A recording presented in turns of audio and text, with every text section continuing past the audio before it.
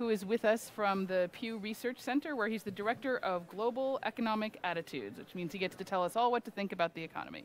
So Pew is a research center in the United States, founded by the Pew Charitable Trust. It's nonpartisan, and it's nonprofit. It's a fact tank, not a think tank. And they look into a wide range of research topics from US politics to media, social trends, internet and tech, religion, science, global attitudes, and migration.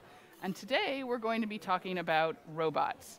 So I will hand it over to Bruce for your slides. Kate, thank you. Thank you so much. And can people hear me? No, you can. Can everybody hear? Great. It's a pleasure and a privilege to be with you. And I look at this as more of a conversation than a lecture. So I'm going to be showing you some data that we have based on opinion surveys.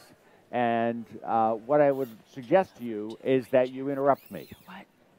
If you see something on the screen you just don't understand, or that can't be true, or what does that mean, raise your hand and I'll try to answer the question, and we'll have time at the end for questions. But I would see this as more of a conversation than a lecture. What I want to share with you first is just to ground this in a little bit of perception of the issue. This is some work that was done recently by the International Federation of Robotics, and it gives us an estimate of the number of robots in use in each country per 10,000 workers. As you can see, there's a great difference. South Korea leads the world in terms of robotization, but Germany is third in terms of the number of robots already in use. And as you can see, the U.S. is further down on the list. Australia is at the bottom of the list, basically, at least of this list. So there's a real difference in terms of the current use of robots. Why do people use robots? This is a comparison done by Bain & Company about the hourly cost of a robot compared to the hourly cost of a manufacturing worker in various countries. As you can see, the average cost for a robot is $4 an hour. The average cost for a worker in France is $43 an hour. With that kind of incentive to use robots, one can imagine there may be a growth in the use of robots in the future. Robots are still more expensive than hourly work in China, but it bears watching how fast that gap may close. This is an interesting study done by Bain & Company recently, because a lot of the debate around the use of robots is, well, we've gone through transformations before, what's the big deal? Nobody worries about the death of the buggy whip industry. People found other jobs. And, historically, that is in fact true. The transition in the U.S. from agricultural to manufacturing over a 40-year period cost the U.S. economy about 40% of its labor force had to move from agriculture to manufacturing. That worked out to about 1.2 million jobs per year. What the technological optimists failed to tell you is the estimates are that only 700,000 of that 1.2 million were actually reabsorbed into industry. The other 500,000 people fell through the cracks. Some of them never got another job. Some of them were too old and just retired. We don't know what happened to some of them. But the point is, the argument that everybody gets reabsorbed is just not borne out by the experience of the transition from agriculture to industry in the United States. If you go to the other end of the spectrum here, Bain estimates that over the next 20 years, 2.5 million people per year will be displaced by robots and artificial intelligence. If only 700,000 of those are reabsorbed, the differential is not 500,000 people a year. The differential is 1.8 million people per year who don't find something else to do. So nobody knows what's going to happen in the future. But if the pattern of reabsorption is the same, the transition is larger, the time frame is shorter, and the reabsorption of only 700,000 is going to pose a lot of human problems. We ask people attending the conference, so all of you, and I am sure that every one of you filled out the survey that we sent you, because you're all so obedient servants. I'm joking, obviously, but we did ask all of you, and if you cared to respond, what you thought about robots. But we only asked you 3 questions, but one of them was, over the next 50 years, will robots and computers do much of the work currently done by human beings? And basically, 86% of you said yes. That we expect that much of the work in the future will be done by robots. And we ask you, is that a good thing for your country? You know, is that likely to be a positive? And almost a similar number, 83% said, yeah, we think this is probably going to be a good thing. But we then ask you about some of the potential consequences of this happening. And what was interesting is that you saw both positive and negative consequences. 3/4 of you said ordinary people are going to have a hard time finding a job. 7 in 10 of you said inequality is going to grow because of robots. At the same time, you said the economy is going to be more efficient. There are likely, 6 in 10 of you said, well, there'll be other good, better paying jobs. And a majority of you said people will be able to focus less on work and more on things that, other parts of their lives. So I would say that all of you collectively were of 2 minds about this phenomenon.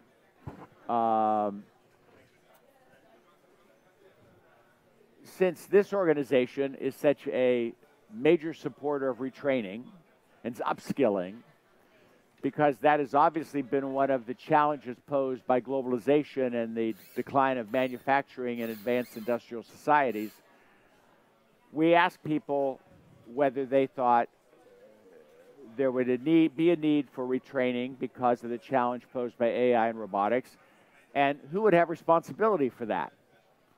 And what's interesting is that the vast majority of you said most of the responsibility lies with the school system in my country. Only a majority of you said employers have that responsibility. And notably, only a third of you said it's the unions that have a lot of responsibility for that. So you get a variety of assigning of responsibilities here.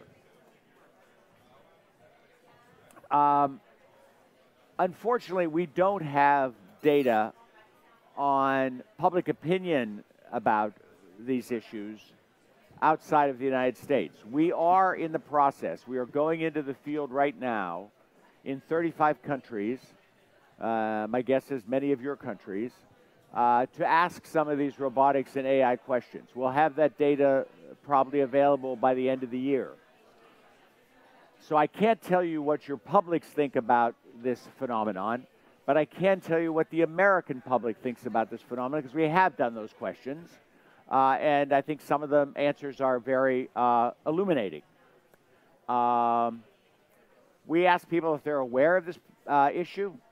People in the United States are overwhelmingly aware of this issue, and we ask people, do you think it's realistic that this is going to happen? And people overwhelmingly say, yeah, we think it's realistic this is going to happen. This is one of my favorite results from this survey of American public. We said to, people said, it's going to happen. I'm aware of it. And we said to people, okay, who's going to be affected by it? And we gave people some examples. Is it fast food workers? Is it legal clerks? Is it construction workers? Notice what people said, the public said in the United States. It's going to be you and you and you who's going to be affected, but not me. We don't know what the consequences of that are, but I pose the question to you. What happens if it is me? How happy am I going to be when it happens to me when I didn't expect it to be me. And I think it's one of the challenges we face, is that people see it as an issue, but they don't see it as a personal issue yet. And we know from the public's reaction to globalization and trade, when it's you who lose your job, people don't tend to be very happy about that. So it's an interesting question going forward. Who is it who says it's not me? Who is it who says it is me who is worried? You know, it is people with a low education in the United States and young people. So if you're thinking about who might be most affected by this, people perceive it's people with little education and the young who may well be aware more of this technological phenomenon. It's also blue-collar workers. Everybody, this is not a question we asked, but Gallup recently asked, and they said, thinking about the number of jobs in the U.S., do you believe an increase in the use of artificial intelligence will create more jobs? Only 14% said that. Destroy jobs, 73% said it'll destroy jobs. But notice it was 82% of blue-collar workers. So the people who have actually experienced robotization the most in the U.S. are the most worried about artificial intelligence going forward. This is a broader question. It's really the kind of question we ask all of you. You know, what are some of the outcomes of this technological phenomenon? 3/4 of the public in the United States say inequality is going to grow. About 2/3 say that people have a hard time finding things to do with their lives. And only 25% say that the economy will create new jobs. Bear in mind, all of you folks, a majority of you folks said there will be new jobs created by this phenomenon. The public in the United States, at least, does not agree with that conclusion. So the question, of course, is what do people want us to do about this? And Kate, you were going to intervene here. Yes. I think before we go on to see what people in the U.S. say should be done about this, I'd like to ask you. So I'm going to pose a question, and can we have a show of hands? And the question is, what should be done about what kinds of jobs and how many jobs can be displaced, can be replaced by another kind of work or by a robot? So should there be limits on jobs that businesses can be replaced with machines, even if they are better and cheaper than humans? So yes or no. Raise your hand if you think there should be limits on the number of jobs that businesses can replace. Like give them the alternative, and okay. they can pick between the two alternatives. Yeah. Okay, so the other alternative is that businesses are justified in replacing human workers if machines can do the job better and cheaper. So, option A, should there be limits on the number of jobs that can be replaced? Raise your hand if that's something you're in support of. Okay. 1, 2, 3, 4, 5, 6, 7, 8, 9, 10, 11, 12. Okay, we have 12. And the other option, businesses can replace you if the machines can do it better and cheaper. 1, 2. I'm going to say more than 12. Yeah. Okay. I'll say 15, 16. Okay, and then the second question. The public is split on who should be responsible for workers who lose their job. So who should look after those who are replaced by robots or machines? The government or individuals? Does the government have an obligation to take care of us, even if it means raising taxes for that? And do individuals have an obligation to care for their own well-being, even if machines are taking many jobs? So raise your hand for government. All right. And raise your hand for individuals. Okay. Let's say 4 for individuals, and I would say about 5 times that for government. Yeah. Okay, so I'll hand it back to you, Bruce. Okay, so what you could say, well, yeah. The weasel answer here, right? Yeah. But that, look, in public opinion research, that is a legitimate answer, right? Mm-hmm. And often, if you're working with public opinion data and they don't allow the respondent to give you a third answer, either both or I don't know or whatever, then we would argue that survey was probably done incorrectly. because whereas commercial public opinion, where, would you like to drink Coke or Pepsi? And I don't know is not an answer, because Coke or Pepsi want to know which one you want to buy. If you say, who's responsible, and you say, well, it's both, or it's neither, or I don't know, those are totally legitimate answers. So just a little bit of how to read a survey. So what did the public say? First off, we asked them, what are some of the things that could be done? And people said, well, certainly we should limit, we could limit the impact of automation by limiting it to dangerous work. I'm not sure. I mean, obviously, most Americans would agree with that. Maybe all of you would agree with that. I mean, obviously, if you have a machine that can mine coal rather than a human being being down in a mine, maybe that's a good thing. What if people could pay extra to interact with a human being when they buy something? In other words, the future of retail is probably going to be, we're all dealing with, yes.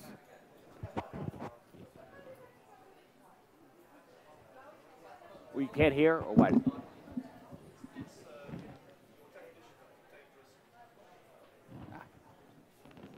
Hi. So it's a question concerning, well, the first point, dangerous and unhealthy jobs. It's a general comment on what you said so far. It seems to me one of the main employers in the world are Departments of Defense, U.S. Department of Defense, military systems. Armies are a major employer. Now, okay, that may be not an economic, or it's only partly an economic issue, but there seems to me one of the main concerns I would have as a member of the public is the increasing use of robots in military situations, right, which is certainly a dangerous and unhealthy look, you don't know what the respondent heard when we asked him this question. My guess is most respondents weren't thinking about the use of robots as soldiers, and wouldn't that be great? I don't know that for a fact. That certainly wasn't, I know, and it wasn't the attention behind that question. It was more, could you use robots to do things where, people would get cancer if they do it instead, that kind of stuff. Okay, but it's a general comment. I think what you said is that it seems to be you talk about businesses, but yes. I think there is another. It's not an economic question, valid point, but there's a replacement of armies and use of drones and these kind of. I mean, actually, an interesting series of questions would be: do people think that's moral? Right? Mm-hmm. If you have robots fighting other robots, is that a more humane and moral way to fight a war, or a less humane? But I don't want to go down that road, because that wasn't what we were trying to yes, yeah. Basically, on an area which is close to what he said would be firemen and policemen, which can be considered dangerous in some places. Yeah. So would you replace the policemen with robots? I mean, look, one of the limitations of survey research is you don't know what the respondent was hearing when you asked them the question. You do know what you intended when you were asking the question. That's not what we were intending. So would it have been better to define the question in a better way? There's always a better way to write a question. And that's why I love these questions, because we say, okay, fine, we better be clearer about what we're asking. Because, but I just, all I can tell you is that wasn't what we intended. We ask people the question we ask you. Does the government have an obligation to take care of displaced workers, or are individuals basically, they're on their own? They should take care of themselves. And the American public is really divided on this issue. You were less divided on this issue, as I recall. But what I think is the most interesting divide here may have nothing to do with robotics and everything to do with ideology. The Republicans said individuals had the responsibility to do this themselves, and Democrats said the government had the responsibility to do this, which is a divide we see on an increasing number of issues in the United States public opinion. You name the question, and I will bet you there's a partisan divide on it. So, yeah. Well, maybe it's a I can't, hold on, I can't hear what you're saying. Oh. Where's my? Bruce, sorry. Yeah. Well, maybe it should be a third responsible, the company that is replacing the workers into machines. They have a responsibility to retrain those workers so they'll be able to do another job. We're gonna ask that question in a minute. The other question we asked all of you was, should there be limits on the number of jobs businesses can replace with robots, or are businesses justified because this is more efficient way to conduct their business? And a majority of American adults said and agreed with you guys that government could impose limits on the use of robots. Now, I'll leave it up to you to decide whether that would ever happen. But it is interesting that in principle, at least, the public supports this. What is interesting is that even half of Republicans in the United States who tend to be against big government would support this. But it is interesting that the public in the United States, which often doesn't look to the government to solve problems, on this issue supports the government interfering in the marketplace. Yeah.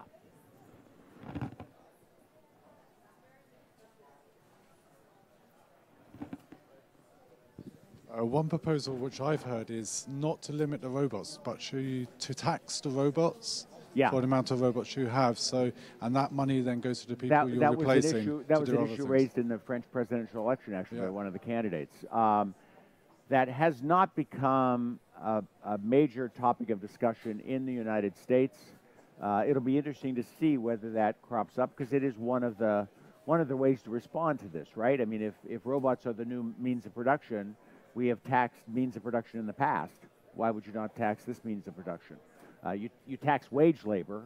Why wouldn't you tax robots? I think that was the rationale behind the French presidential candidate's thinking.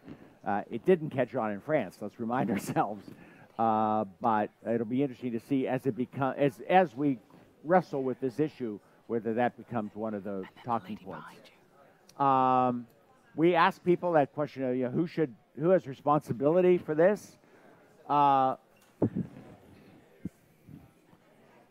This is an interesting reflection, it seems to me, of the fact that the American people are the most individualistic people in the world. So when confronted with this problem, 72% of Americans say, it's up to you to reskill yourself.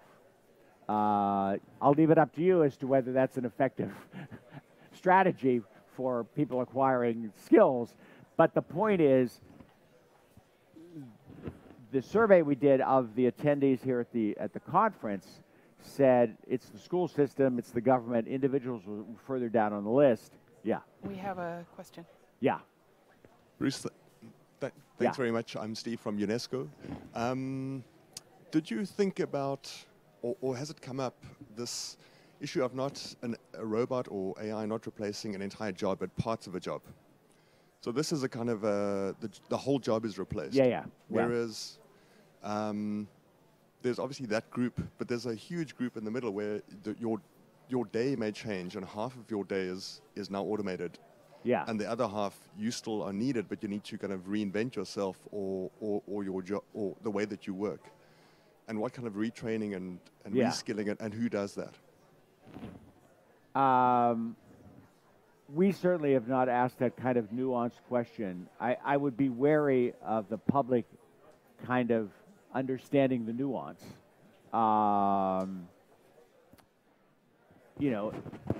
With all due respect, it sounds plausible, but it also sounds pretty theoretical. I mean, at least the experience of machinists on the floor of the General Motors factory in Detroit is they just lost their job to the robot. It wasn't like they lost half their job to the robot. Is it possible that that's how it work out? Sure, I'm not an expert on this, and none of us know how this is going to evolve over time. But it's one of those questions that I think would be way too complicated and nuanced to ask the general public, which frankly doesn't have that much knowledge about this and never will. They have emotions about it. They have kind of gut reactions to it. And I suppose if you're right, they would be less upset if that's the outcome. But I don't think you could actually ask that question and get meaningful answers. We have another question, actually. Okay, yeah, I'm sorry. Right behind you. Well, first it was a comment. I think there was a prominent American also saying about taxing robots, and that was Bill Gates. Yeah, you're right. You did. I forgot about that. You're absolutely right. Yeah. So it's not that it's distant from the Well, American I can mindset. tell you it's not part of the American debate yet. No. Yeah. Then another thing, that's about the reskilling. So what would it be if so it's like the discussion here is that robotics and AI and whatever technology, it moves at such a fast pace. Yeah. So what would be reskilling then if we think about public schools educating kids by the time they are done, their education is already... Well, no, I mean, I think that's a valid point. I mean, I don't know much about reskilling in response to AI and robotics, but I did write about the impact of trade on the American economy for 25 years, and we were not very good at retraining people in the face of that challenge, in part because of your point that by the time if you started in the school system, by the time those kids graduated from school, whatever skills they might have learned were out of date and not applicable to the real world. On the other hand, we also know that in the United States, at least, employers don't do a very good job of upskilling and training their workers either. And so it's a challenge, it's a dilemma. And if you're right that the pace of change is going to accelerate, which I think you are right, this is going to get harder. But we also know in the U.S. that if you leave it up to the individual, that doesn't seem to have worked either. Yeah. Well, I was just going to jump in with what you were saying, and I think about this as a parent myself, and when my children leave school. And one of the first slides you showed was the very striking one about everyone saying, not my job. But looking at the jobs that people said were least likely to be robotized, besides one's own, was teacher and nurse, which I think then makes us think about what kind of skills match that end of the spectrum, and it's very much soft skills, interpersonal skills, emotional intelligence, human skills, things that you can't teach a machine to do, at least not yet. So maybe that is part of an answer towards kinds of skills. I mean, I'm sure many of you have been to the reskilling session we had, and we have a lot of OECD work on this topic as well, but that's perhaps, have you done any questions with what kinds of skills yet, or is that an area you might explore? Not yet, although I would remind us all that the Japanese are experimenting with having robots take care of old people, jobs that would have previously been done by human beings because they required empathy and those kinds of interpersonal human skills. So even that, it seems to me, is not necessarily off limits in terms of what it may happen with her, or may not. I mean, we just don't know yet. I mean, it's kind of early. Finally, we did ask people the universal income question, because that is an issue that has gotten a much more attention even than taxing robots in terms of a response to this. And Americans are really divided on universal basic income. But again, the real division is a partisan one. Republicans are against it. Democrats are in favor of it. So it's going to be yet another one of those contentious issues over and above the economics of it, which I know is under great scrutiny and some question about whether countries could afford it or not. So I'm done. We're kind of right on time, right? We have time for a few more. So if the people have other questions, comments. I mean, one thing that I would want to raise with you is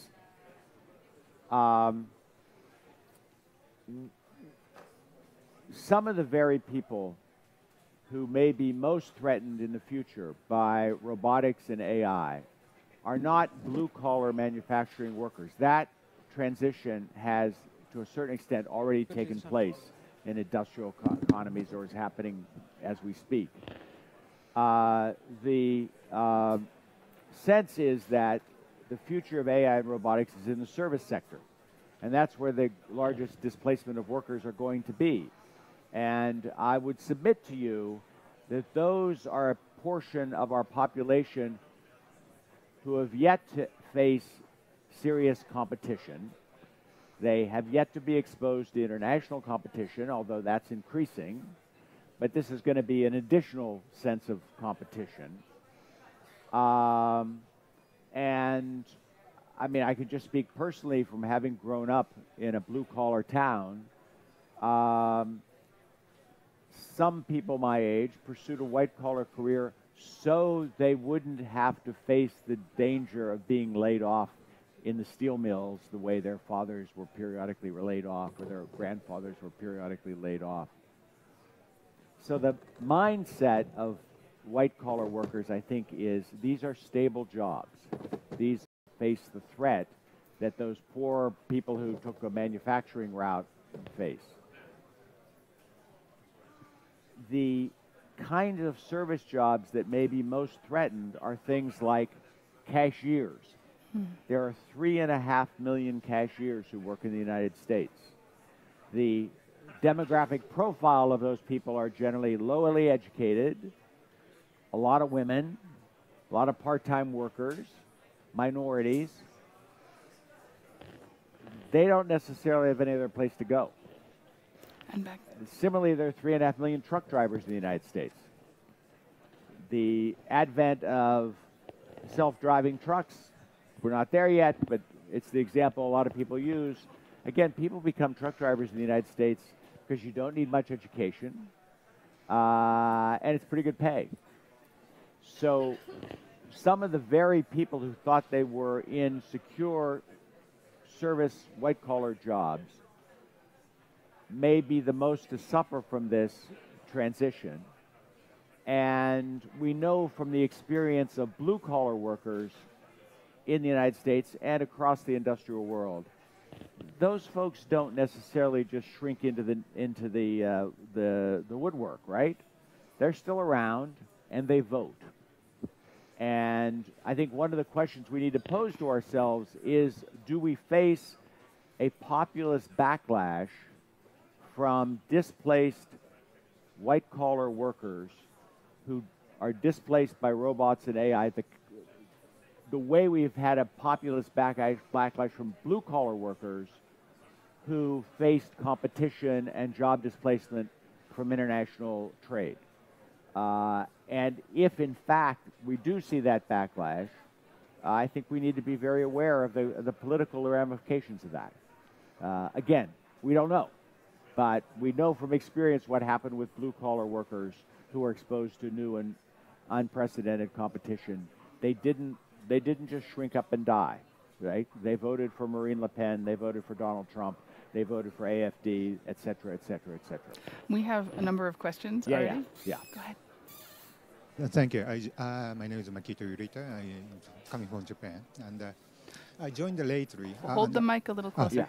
I listened. I came here a bit late, so you might have mentioned about it. But I'm kind of curious that in the whole discussion about the machine replacing the human workers, is there's an assumption of the instrumentalization of the people. People as the instrument to work, instrument of creating, some sort of, for the production. Yeah. But the washing machine displaced, lots of work from the household, and it relieves the time for human to entertain their mind. Right. Dishwashing machine, vacuum cleaner, all kinds of those things. So if we think in this kind of way, I think this might be the kind of opportunity to relieve the human beings from relieve the human being from being an instrument for creating a production. And so in such, think about the new form of taxation that the gentleman mentioned about it. So we know this is the kind of at the moment that we can start to think about the society in which that the human being can be relieved from being an instrument for the societal machine, and instead that's many places of the unnecessary the machine replacing the kind of work that we do not want to do usually. And so in that way, it relieves the human. It's creating an opportunity for freedom. And is there such sort of discussion in the United States? I think this is the core of much of the discussion about this issue. And with all due respect, I think you're voicing the argument of technological optimists that this will, as you say, will free human beings from the burden of work. Now, I would suggest to you, I wouldn't use the example you just used with me. The washing machine freed women from work in the home so they were available to do work in the outside the home. It didn't free them to go write poetry and paint watercolors. And but the argument remains that this will free people from the. I guess the pushback I would have, and neither one of us know who's right, but the pushback I would have is that human beings have derived a degree of their sense of identity by what they do for thousands of years. You know, in English, people are called millers because their ancestors were millers. People are called smith because their ancestors were smiths. Our identity is tied up in what we do for work. Now, whether that's good or bad, it just seems to me it's one of those pillars of our identity. And the idea that people are going to feel comfortable not needing to work, I hope you're right, but I just don't know that. Yeah, right. Yeah. The nature of work could change, and if it continues to give people a sense of identity, whatever this new form of work is, then I would agree with you. My objection would not hold. I just think the extreme of that argument is people won't have to work, and this will free them to go fishing all day, or free them to write poetry, as I said, or whatever. And let me tell you, the guys I went to high school with, they got too much of their identity tied up in the fact of what they do. We have a couple more questions. So let's take your question and then one more question, and then you respond to both, if possible. Okay, good. So go ahead, and then we'll go to you. Yeah, hi. You were saying that you saw that menial white-collar jobs will probably be lost. My wife works in one of the sort of major European airlines. A lot of the menial white-collar there, the ground staff, are already gone. So there's now a core there who are the client-facing, who do lots of jobs around the airport. However, what she's finding in the last 6 months is all the middle managers are being got rid of because they're being replaced by software. Interesting. They now don't have a manager. Yeah. And there's no projection of new managers. And so you've got the very, very senior managers at board level coming around every now and then, every 6 months to say hello. But everything else now is done by software. Yeah. So you don't have the HR manager organising holidays. You don't have the team managers who are organising when they work. That's fascinating. They've all gone. So, but you've now still got this core menial workers on the ground who are the client faces, are the ones people shout at when their plane's late. Right. And, you know, just to respond to that, it would seem to me that... Should we take the next question as well? Yeah, just okay, that people who have menial jobs, you know, would not be upset if they lost their jobs. I would presume that middle managers would even be more upset when they lost their jobs because they would have felt even more immune to that kind of competition. Yeah. Yeah, thanks, Bruce. Yeah. John Evans. Could I just ask you to develop a little bit the historical context that you were in a moment ago? Because there was the automation debate in the States in the 60s where automation was going to lead to massive job loss. It didn't quite happen that way. And there was the computer discussion, microelectronics in the 80s, which did begin to affect bank tellers as well. Secretaries, computers were introduced. So does any of your finding try and sense, you know, what is different this time? Because there's been those kind of computer, I won't say scares, but immediately discussion, and it dies off. Then you find Lehman Brothers is a bigger impact on jobs than John, robots. I don't know if you were here when I showed that first slide from Bain & Company, where they tried to estimate the annual job displacement from transitions in the past. And their point was twofold. One is that those transitions, especially the transition from agriculture to industry, took 40 years, and about 1.2 million American jobs were displaced annually because of that transition, but only 700,000 of them were reabsorbed into manufacturing, so 500,000 people got lost in the cracks. And that they assumed that this revolution that we're talking about coming, and this is an assumption, was going to displace 2.5 million workers per year for the next 20 years. So in a shorter period of time, more workers. And the question they just pose is, if we only have an absorption rate of 700,000 a year, we're going to have a lot more people who get lost between the cracks. So, look, none of us know what's going to happen in the future, but I think what they were trying to say was, yes, it's true, we worried about stuff in the past and maybe we exaggerated the worry, but we also mythologized the past in terms of how successful the transition was. And I guess I would add to that my personal view, which is for the person who loses their job, it really doesn't matter if eventually everybody will have a job, because right now I don't have a job. And if I'm 40 or 50 years old, and if the history of job displacement from trade is repeated in the future with automation, I will probably never make as much money as I did in my current job, and I will never recover from that. So my life will be permanently altered by this. And, we're all dead at some point, and if between now and the time I die, my life doesn't get better, I'm probably not going to be okay with this. And I think that's, but you're right. I mean, it's a debate because there's a history that argues that we'll be okay through this. There's a history that says maybe it'll be hard, and we just don't know. We don't know the answer yet. Okay. We have another question here, and then you. Well, it's actually more of a comment, because to make it even worse, I'm from Denmark, Copenhagen Business School, and one of the things that we observe now is that Parliament has just introduced digitization-ready legislation, and it's a broad political consensus. So from now on, any legislation which is passed in Parliament, you should have a plan for digitization. And you should put this into perspective that 1/3 of our workforce is actually employed in the public sector.